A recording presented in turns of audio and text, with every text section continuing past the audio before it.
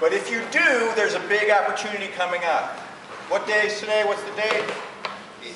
18th. Tomorrow's Friday the 19th. Saturday is 420. And 420 is a very special day. It's like St. Patrick's Day for stoners. Okay?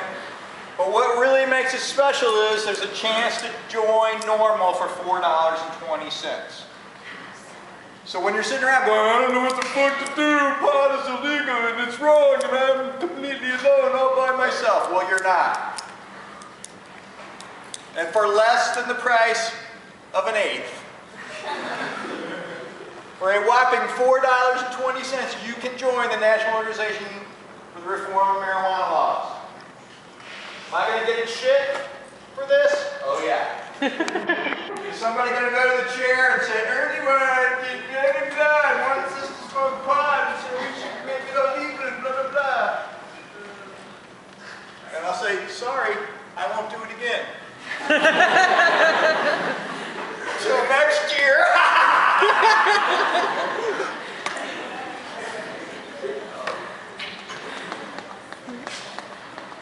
So anyway,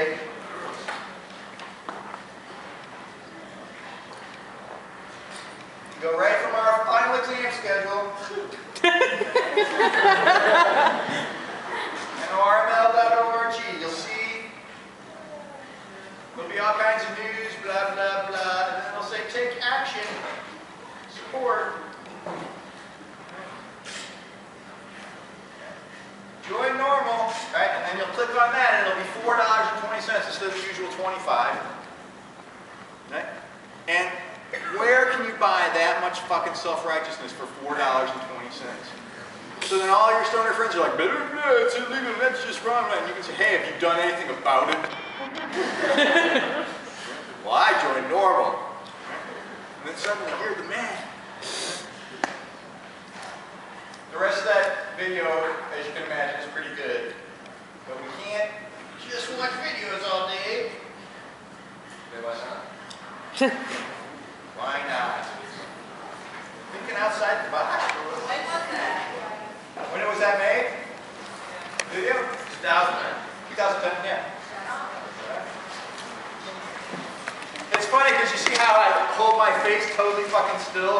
I had just been on TV in LA and I was like... Actually, the way Rob Campy is always like moving his head and looking really weird. And so this time I was going to totally undo that, and so now I look like I've got fucking tardive dyskinesia or something. Right. The big history with medical marijuana, what's the thing I'm going to keep perseverating on, is good old Shenang in 2737 BC. Alright. Is Shenang even a real guy? Who the fuck knows? Probably not. Right? There's all kinds of legends about him. And when you talk to folks in East Asian studies, he was sort of the dude who got credit for discovering everything in agriculture back then. And they say, blah, blah, and back in ancient China, there really was no China in 2737 BC. So, you know, you can only take this so seriously. Right? But we do have evidence that cannabis was used medicinally back then. And then literally up through, right, to before the United States was even the United States, we had it in the New England dispensary. Okay? We'll talk about these guys later on. Okay? The history as an intoxicant, same deal. So the Hindu deity Shiva, if you haven't read the Veda, good reading. I mean, the Bible's good, like torture porn and all that shit, but the Veda is also really, really good. So definitely worth a read. The Hindu deity Shiva goes and there's a plant there. The plant does good things. That seems to be where it comes from. Herodotus in 450 BC, what did Herodotus write? The histories. Okay? And basically, the Scythians had this funeral ritual where they basically build a very big tent, have a fire in there, throw a bunch of pot. You walk in, huff a bunch of smoke, howl, scream, cry. That was how you do a funeral. Kind of like in the Earleywine family. Only there's also beer. The Taoists said, hey, pot can do this and give you visions and immortality. They said the seeds. I think they meant the buds and the seeds. But they also said, don't do it too much or you'll start seeing evil spirits. Keep that dosage moderated. The late 1790s, basically, Napoleon's soldiers down in Egypt kicking everybody's ass, taking shit. And what do they have down there? They have a lot of hash. And they smoke hash, and then guess what? Napoleon's like, nah, go kick everybody else's ass. And they're like, oh, dude, that's just not right. So Napoleon made hash illegal. In the 1830s in France, you got all these dudes. Right? They're French. Everybody hung out at Moreau's hashish club, but nobody claims to have done any hashish. They just say, oh, and I went and watched the other people. Yeah, sure, okay. Right? But Moreau was this physician who had all this hash and would dish it out in these little candies. And he would say, this would be taken back from your allotment in heaven. And then all these guys didn't do it, but they were there to observe.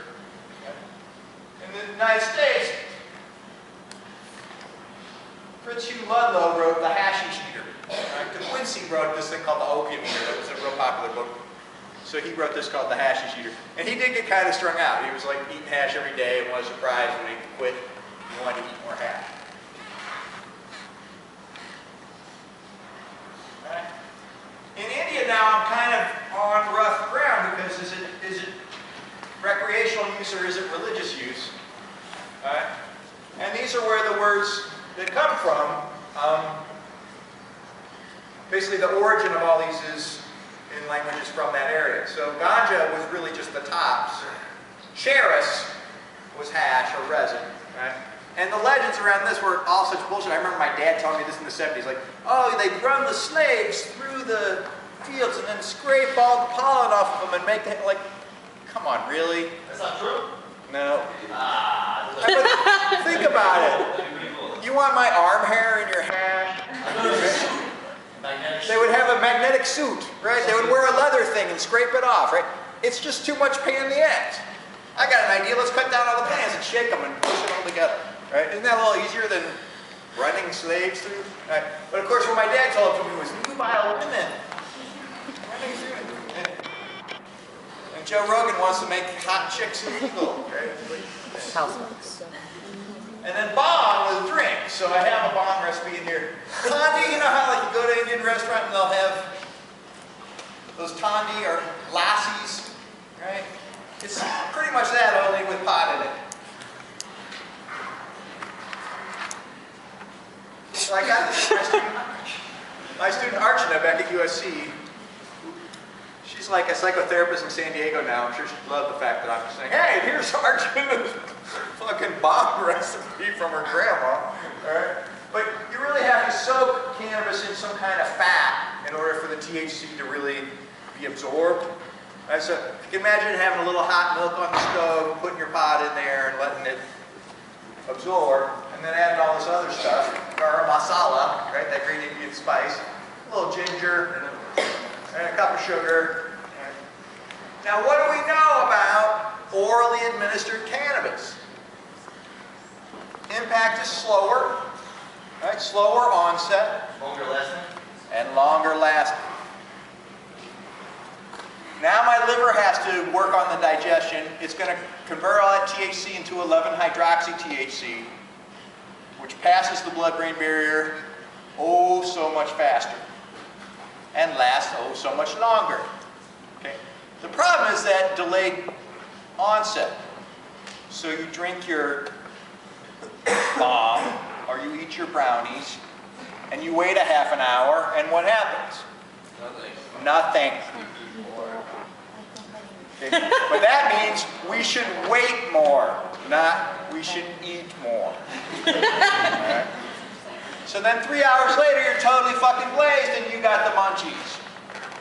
And gee, what's handy? More brownies. More brownies. All right. And then you're lying on the bed listening to the Dark Side of the Moon with your eyes closed going, no, I'm never doing this again, oh fuck. Little dab will do you. Okay. When you're orally administered, none of it is lost to side stream smoke. Because there's no smoke. Right? So you think, oh shit, I can smoke a joint that's a gram. That doesn't mean you should eat a gram. Okay. Just think this through. Alright. Pope Innocent VIII. That used to be my slang name. Everybody used to call me that, Pope Innocent. But he condemned the hemp and witchcraft. Alright, you can imagine crazy witch things going on. Don't have that. Ashes Club, 1842 mentioned. Marijuana Tax Act, 1937. There are only going to be a couple of dates I really perseverate on, but that's going to be the one. Right? I don't know what they told you in high school. It's not like marijuana's been illegal forever. Okay? My grandma would remember when pot was still legal. Right? If she were alive. And then when we see gradual testing of these boundaries, gradual testing of all these crazy stories we've heard by the 1960s, in part because of experience at Vietnam, in part because of experience here at home, people started to question all those big crazy things that they've heard about.